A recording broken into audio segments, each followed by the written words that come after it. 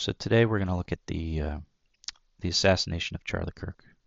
I've been watching the news, watching social media. I actually caught this maybe 20, 30 minutes max after it happened while I was working and proceeded not to do much work the rest of the day because I was in shock, honestly. I I think this type of event is something I've genuinely been waiting to happen. But I did never would have expected it would have been Charlie Kirk, of all people. And I say that as somebody who didn't really follow him much, but I knew of him, I knew what he was about, but I didn't really pay him much mind. This, I think, is going to be an inflection point in a larger set of things that have been going on within the country, within the United States. Um, it happened a couple days after an eclipse, and we have a second eclipse on the 21st, so it's right smack dab in the middle of eclipse season. If you know anything about eclipses, they are inflection points. They're catalysts. So when you have something building, kind of humming in the background, but hasn't really gotten out or hasn't really gone into motion, eclipses come along and light that spark. Right? They let that volcano finally erupt. So this is an event that's really going to act as a catalyst in many ways. Catalyst for what? Well, we'll have to take a look at that. I think some of it I'll probably have to do in a separate video because it's a much longer discussion. Before we jump into the astrology, I want to talk a little philosophy because the nature of this, I think, is something that is extremely important, not just from an astrological perspective, but for us as humans to kind of get a grip on, to understand the nature of it and why this is so important. I know a lot of people that either I've talked to, clients, friends, people that I've seen on social media. A lot of people feel this was some kind of almost felt like some kind of vibe shift. This marked something. There was a change. This was, I think, honestly, a line in the sand that finally got crossed. And as I said, I've been waiting for this moment to happen. Maybe not necessarily with Charlie Kirk. I wouldn't have expected it with him. But an assassination of a political figure or somebody on the right, I was expecting this to happen at some point. We've been building up to it for some time. If we look at the rhetoric of the left, and it has been nothing but divisive, honestly. They accuse the right of being divisive, and yet they do nothing but demonize their political opponents. The people that don't agree with them, what do? They demonize, ignore, try to cancel. It has been a building to this on the left for a while. And now it's finally reached the stage of violence. And now we will see, will the country let cooler heads prevail and back off? Or will there be a backlash? If there's a backlash, we can expect, based on history, how these kinds of things play out, that the backlash will be vicious, for sure. Because that's the nature of how this stuff goes, historically. But maybe cooler heads prevail and tone down the situation, try to de-escalate. I want to talk a little philosophy before we jump into the actual charts, because I think it's important. So, what do I mean by this? Well, look, all through human history, we have a couple interesting dynamics because humans are weird and paradoxical creatures in many ways. If we look at a birth chart, any chart, doesn't matter, right? What do we see? The fire signs are always opposite the air signs. What does that mean in terms of dynamics? It means there's this innate part of us where there's a war, a tug of war, a needing to choose between two different dynamics. And what are those dynamics? Well, the fire signs are about personal motivation, personal energy, personal desire to get out and live life, to do, to experience, right? But it's personal, it's individual. So humans are naturally very individualistic. We want to be our own thing, have our own experiences, have our own desires, have our own sets of expression and uniqueness. The air signs, conversely, are about what? Socializing, communicating, intellect. And if you kind of extrapolate on that, right, and on the whole socializing communication thing, it means they're collective in nature. They're about other people and dealing with society at large in various ways, right? Each of the air signs deal with society differently and the scope of the people they tend to want to interact with. But the air signs are about that collectiveness and how it interacts with us as individuals. And so if we look through human history, what do you see? You see this constant dynamic of people trying to balance societal needs, societal benefits with individual needs, individual benefits. Why? Because as humans, even though we're individualistic, we have this kind of desire to socialize, this desire to act as a community, to act within community, to be a part of something. Additionally, as humans, we've found that when we work together, when we get lots of people together under one roof, what happens? We're able to succeed, whereas an individual we might not have. We come up with better things. We have advancements in technology. It's just when things go right, it's exceedingly mutually beneficial for individuals to come together as a collective unit. Now, we've tried over history several different ways to let that process work out. Different forms of government, different forms of economy, different family dynamics. Right? We've tried all sorts of different things, and some to more success than others. But a big piece of it has always been, as a society, right? Whenever you have any kind of society, there's always certain rules that need to be put in place, whether written or unwritten, in order for the society to function. Right? And one of the first and foremost rules is that as individuals, we don't overstep or we don't destroy other individuals based on basic differences. Because at the end of the day, every person is going to be unique, which means they're going to have their own way of thinking, their own way of doing things, their own belief systems. And so for society to function, there has to be some amount of peace in regards to those things, in which we don't override them and we come to agreements in a peaceful and civil manner. This is called the civil society. But when that breaks down, right, when you have people stop regarding or start to disregard this idea of civility in regards to differences, what you get is you get a reversion to where we are all individuals only with no collective benefit. And when you have a bunch of individuals, it then reverts to a period of might makes right, because that's the natural flow of nature. If you look at the animal world, what do you see?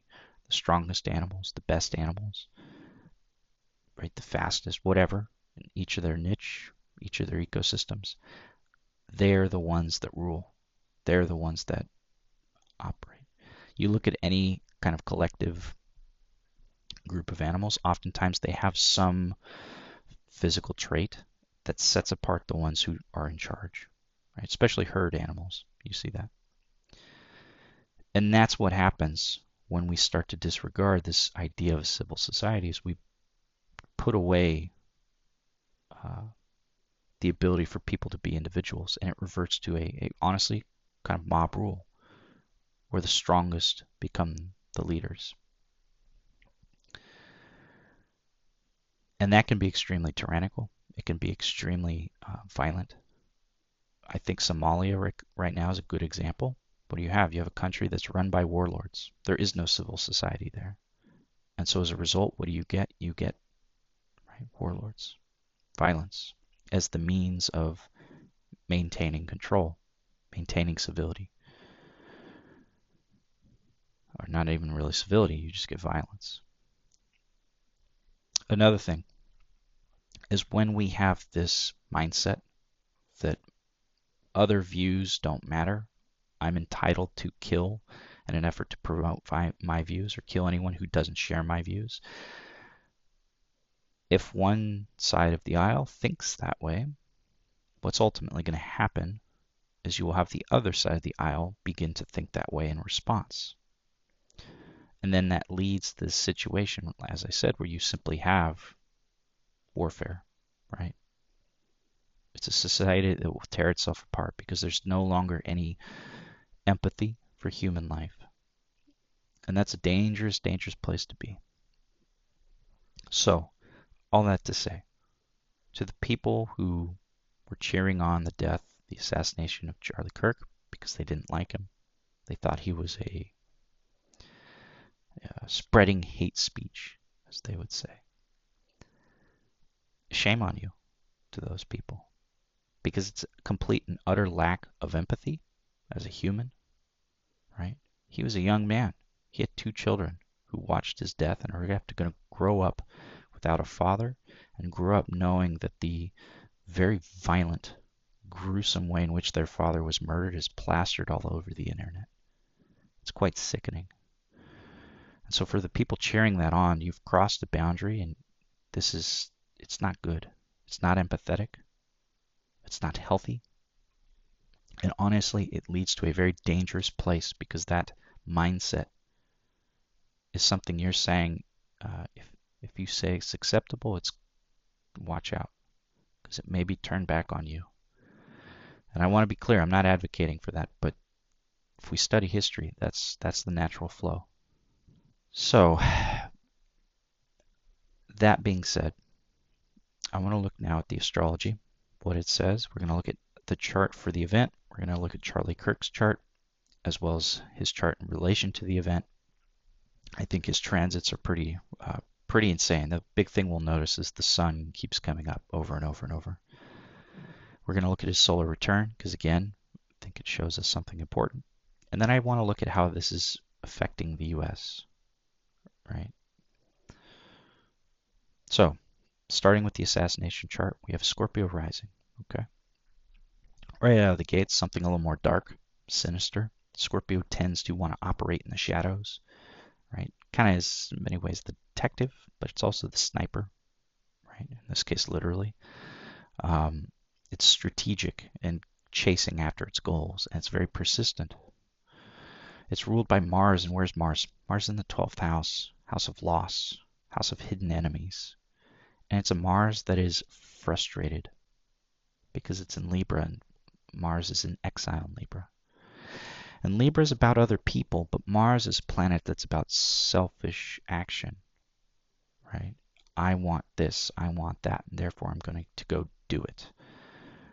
Mars does not really care for other people, but when it's in Libra, it's forced to. So there's a frustration over that a lot of times. So it's a Mars that's frustrated. Frustrated with what? Well, it's in a square to Jupiter. Jupiter's up here in the 9th house. So it's being frustrated by belief systems. And it's overly emotional too. This is an exalted Jupiter, which we would say, oh, normally that's pretty good. Maybe that's kind of healing or keeping us away from this negative Mars. But I think in this case, it's acting more to ramp it up. All right. The over emotionality over our beliefs or over beliefs is what's fueling this frustration and this violence and allows it to become excessive. Additionally, Mars is ruled by Venus. Venus is in the 10th house. This is indicative of a public loss, public violence. Right? And because it's Venus, it's maybe a more peaceful setting. Right? Obviously, what did we see? It was at a college campus. Right? That's another thing, dealing with education. At a college campus, dealing with people. right? Why? Because it's ruled by Mercury, or sorry, the Sun in the 11th house. 11th house deals with community, followers. So you have a public event dealing with people that was violent. In addition, the Sun is ruled by Mercury here. And Mercury is under the beams of the Sun. We've got the Mercury and Jupiter both are exalted, but in this chart they seem to be working against it or negated, because you have Jupiter afflicted by Mars and kind of causing this over emotionality, this emotional reaction to things. In the case of Venus or Mercury, it's under the beams of the Sun. It's hidden. It's burnt up. So the details here are not clear initially.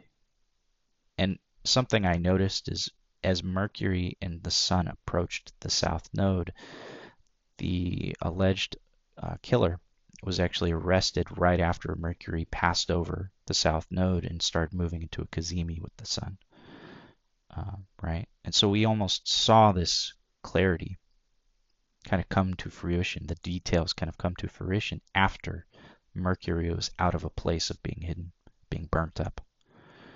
Right? Because when a planet moves into cazimi, it's like it's moving to the heart of the Sun where it's uplifted.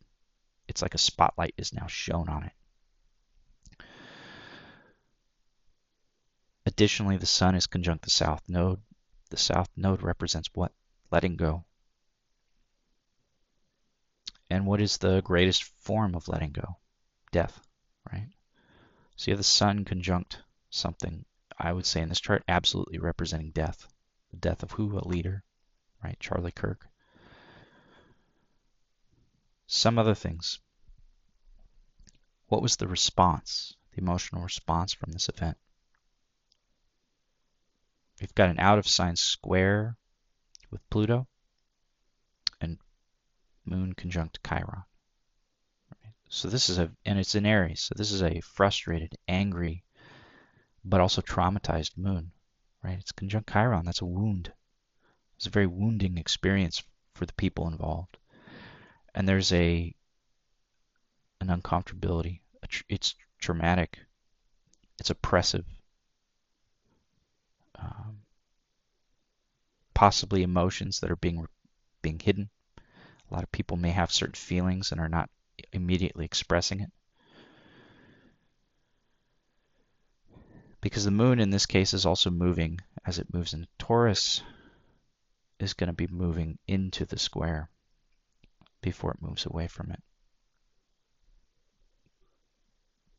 Now, the Moon is moving into Taurus, though, where it's exalted, where it's a tad more peaceful. So my hope, my thinking, is that maybe because the Moon is moving away from Chiron into its exaltation, maybe the response is something that, while initially harsh, initially frustrated, moves to a more peaceful kind of reaction, at least from the populace. And I think that's largely played out, at least on social media. The initial reaction was a lot of people rejoicing, followed by a lot of people condemning it, sad, shocked.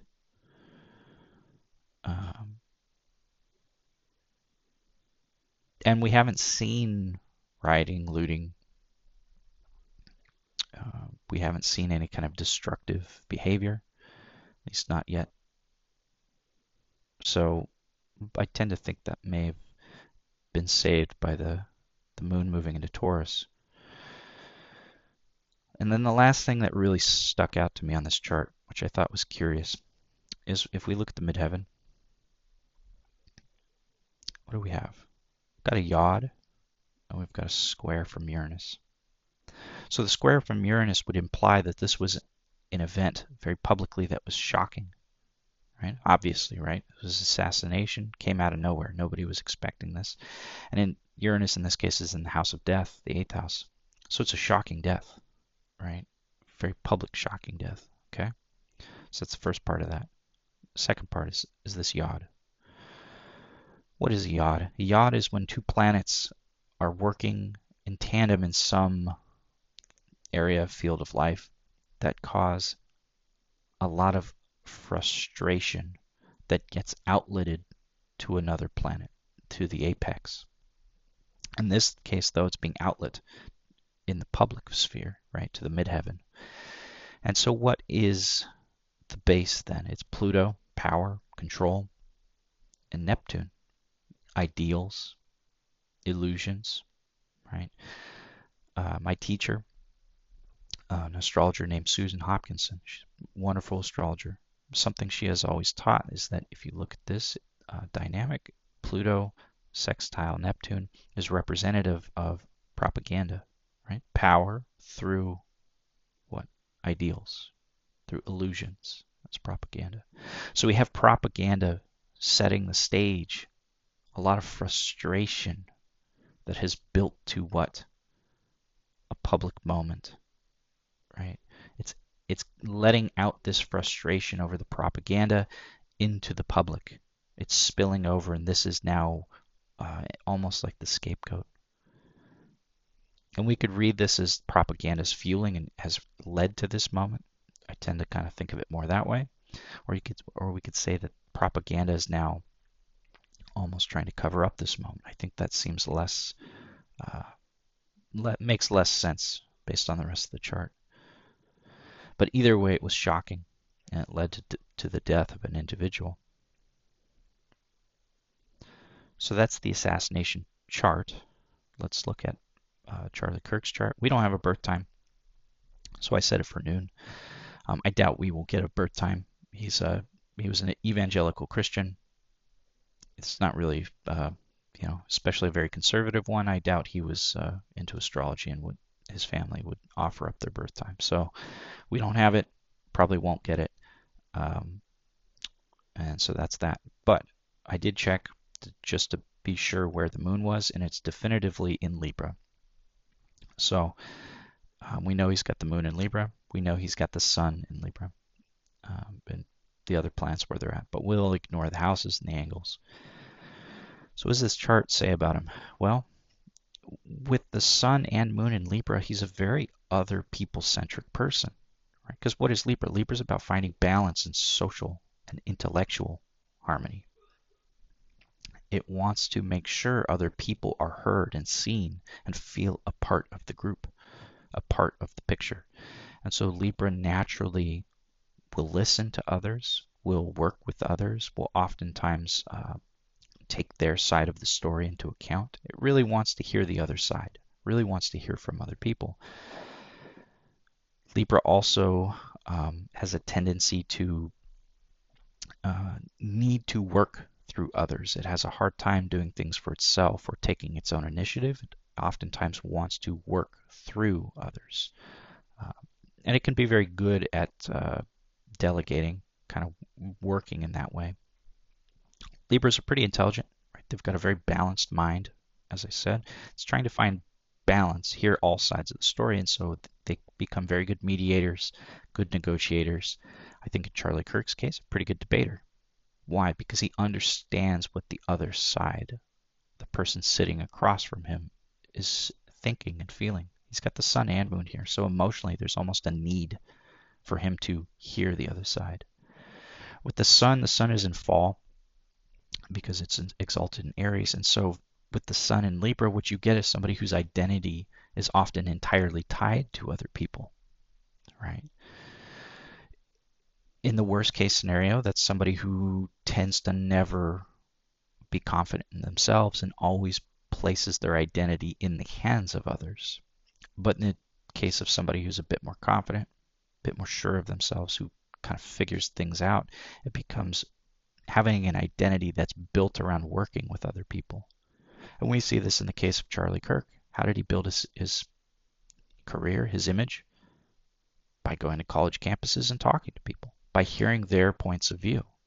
It's very obvious in his chart. And he's got Jupiter here too, so his belief system's entirely built around, I want to hear all sides. I want to talk to people. I want to hear what they think.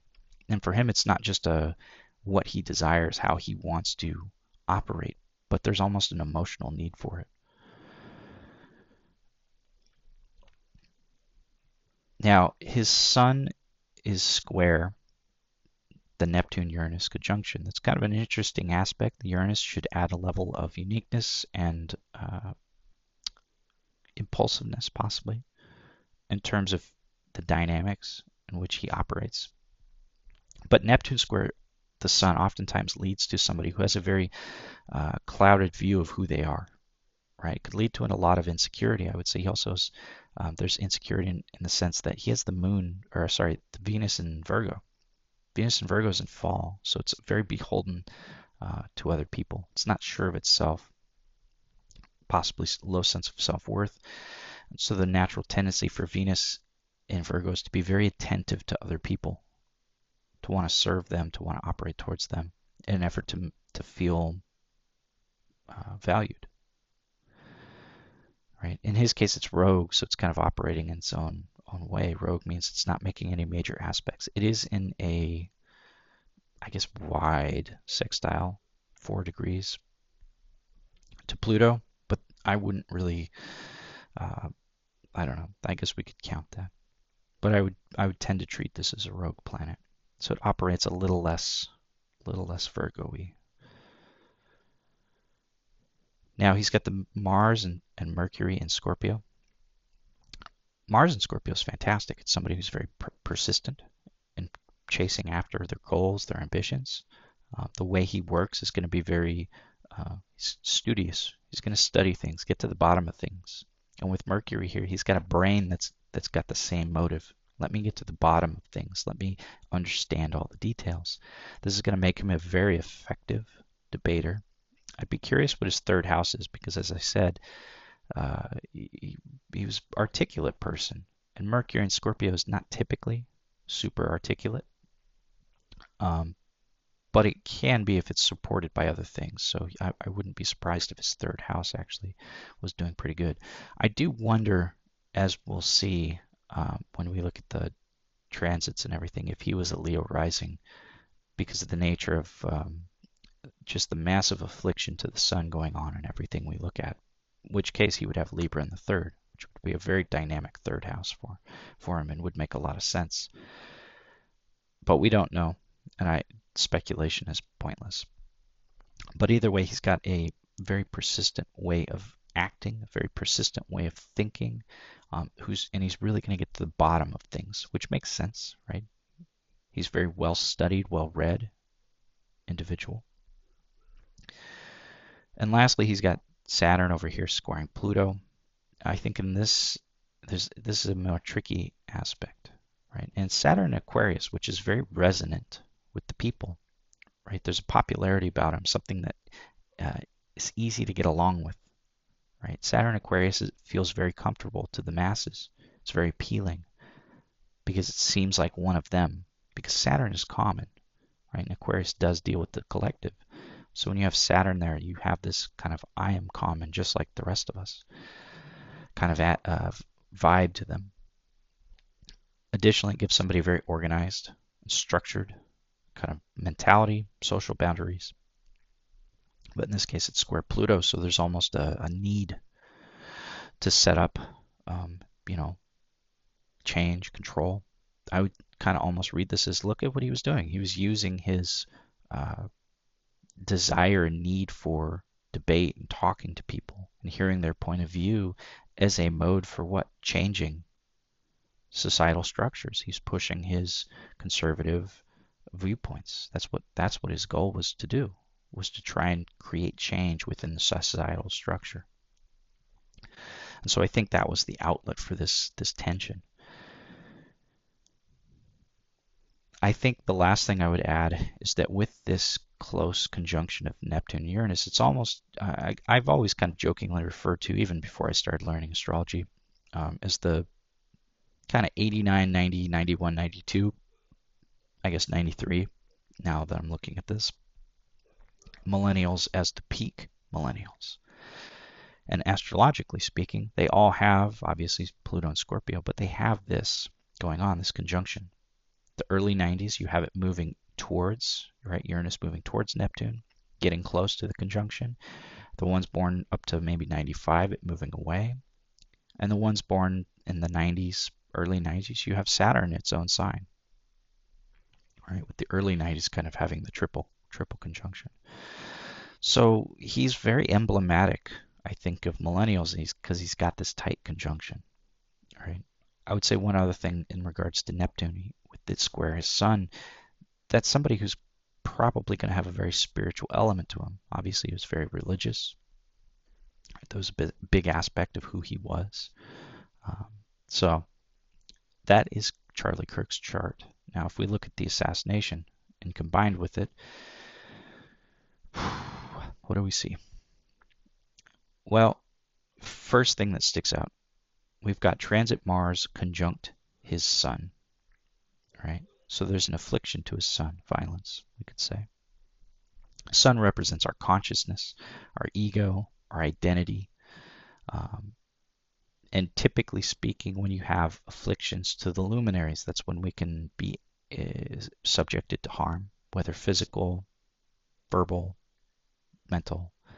Um, Typically speaking, when we get sick, we're going to look to afflictions to the ruler of the ascendant or to the sun or the moon.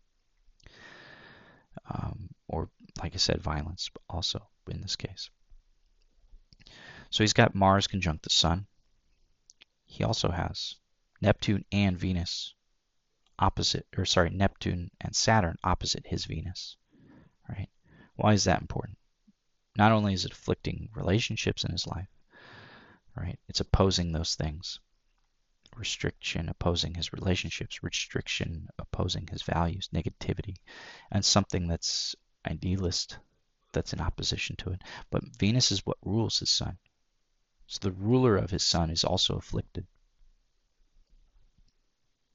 I would say lastly, we have Chiron opposite his Jupiter, but that's a longer term transit. And then also Uranus close to a south node, again, a longer term transit. So I wouldn't put as much weight into those.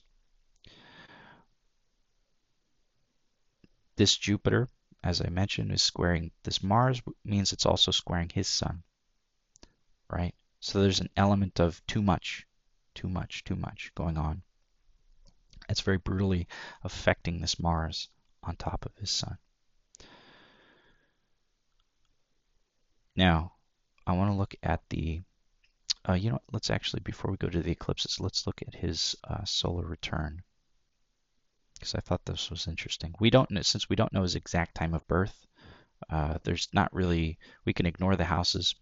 The sun may be slightly off in terms of the arc minutes, but it's, for the purposes of what we want to look at, it's fine. So once again, if we look, what do we have? The sun opposite Chiron, very tight opposition.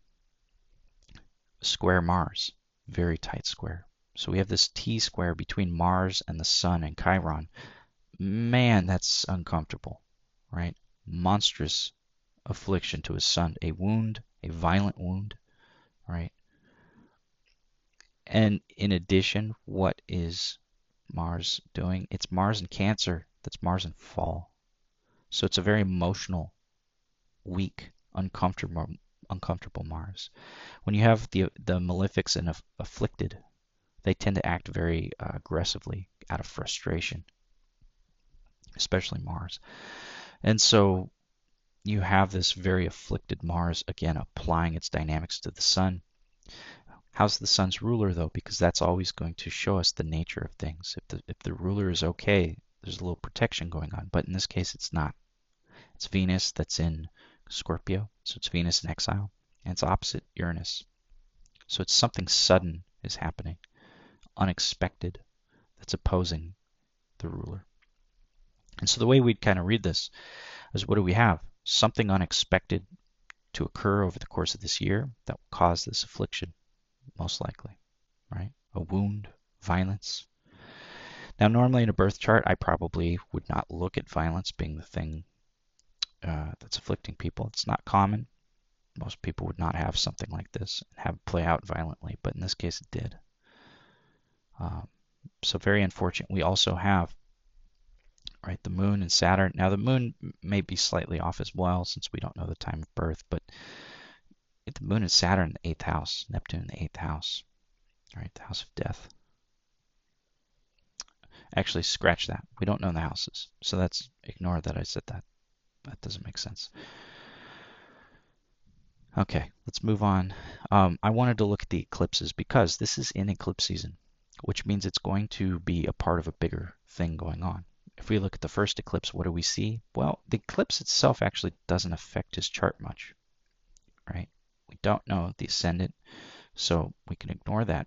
But it's sextile his Mars, or his Mercury, maybe sextile Jupiter, trine his Neptune-Uranus combo. Those are all typically more supportive aspects. If I looked at this for somebody, I would say, it looks fine. But what else is happening in the chart? And that's the key.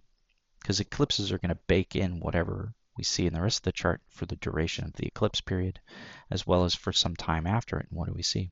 Mars on his sun, right? Afflicting his sun. Saturn, Neptune, afflicting his Venus, the ruler of his sun. So that we keep going back to his sun is massively afflicted. His Venus is massively afflicted, and Venus rules his sun.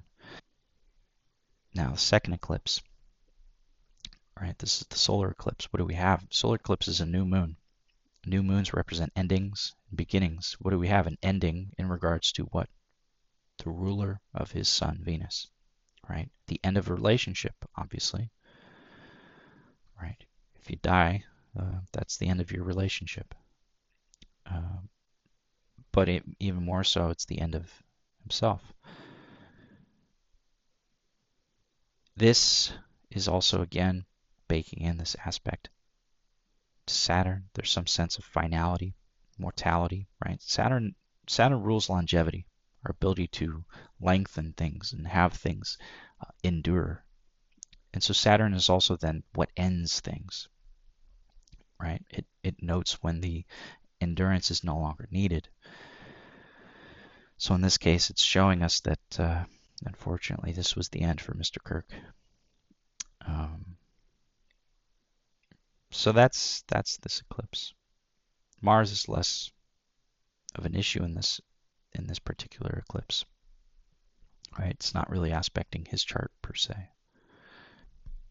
Now, one thing I did notice, as I said, if we go back to this, Mercury actually passed by on the 12th, is when it passed the South Node, and that's when they arrested the alleged killer, the alleged shooter. And I don't, like I said, I don't want to look at that chart today. I kind of want to wait for things to play out a little longer before I look at it. And plus, I've seen conflicting birth dates, which is no birth time is already problematic enough. Having conflicting birth dates is even worse. So I don't want to deal with that, unfortunately. Last thing, we want to look at how is this going to affect the country. As I mentioned, I think this is part of a bigger set of circumstances, because ultimately, if we look at any transit in isolation without context in terms of a country, a person, there will be themes that we can point out, possibly forecast. But the issue is if we have no context for what is happening, we won't really be able to get a sense for where things are headed. And so what's the context of this chart? The context is that Neptune has been moving through Pisces since 2011, 2012. I forget the exact date it moved over, but for a long time now, 13, 14 years. And now Neptune has finally moved into Aries. It's retrograding back, and it will come back for a brief period over the course of the winter. Before next March, it moves into Aries full time, moving forward. So it'll no longer be in Pisces for the rest of our lifetimes, but we'll have one final hurrah. And Saturn moved back into Pisces first.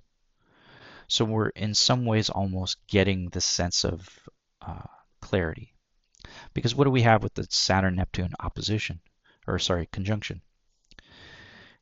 Again, a conjunction is the ending of a cycle and the beginning of a new one. But Neptune deals with ideals, dreams, illusions, right? It's not tangible. It's not realistic. It doesn't deal with the here and now, where Saturn is concrete and enduring and legacies. And Saturn wants to set things in stone, whereas Neptune wants to dissolve things into a dream.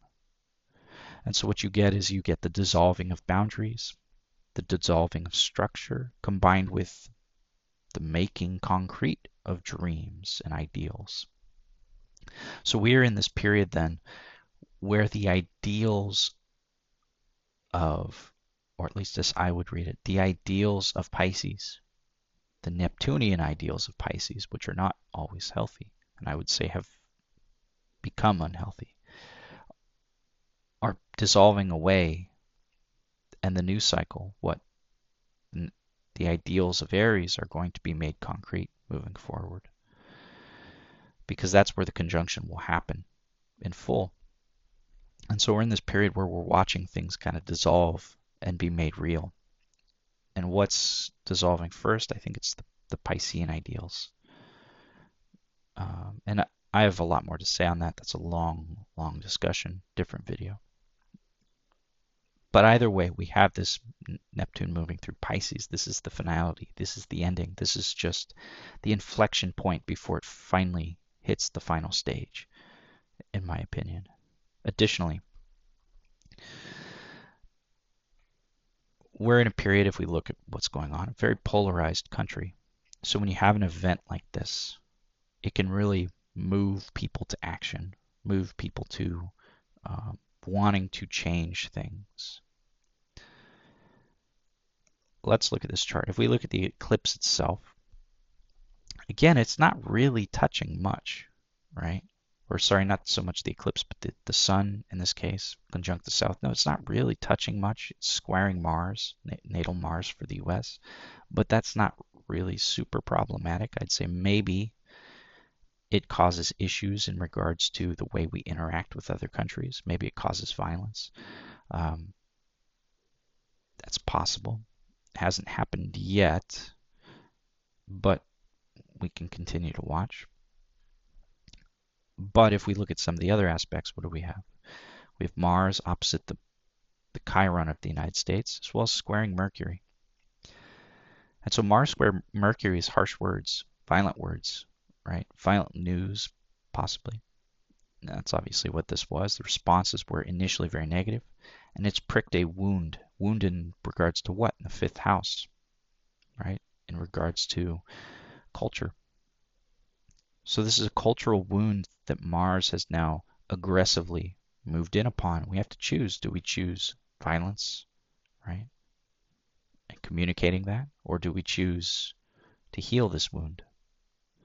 And so that's kind of the option set before us now as a country. What do we do? Do we choose violence or do we choose to heal?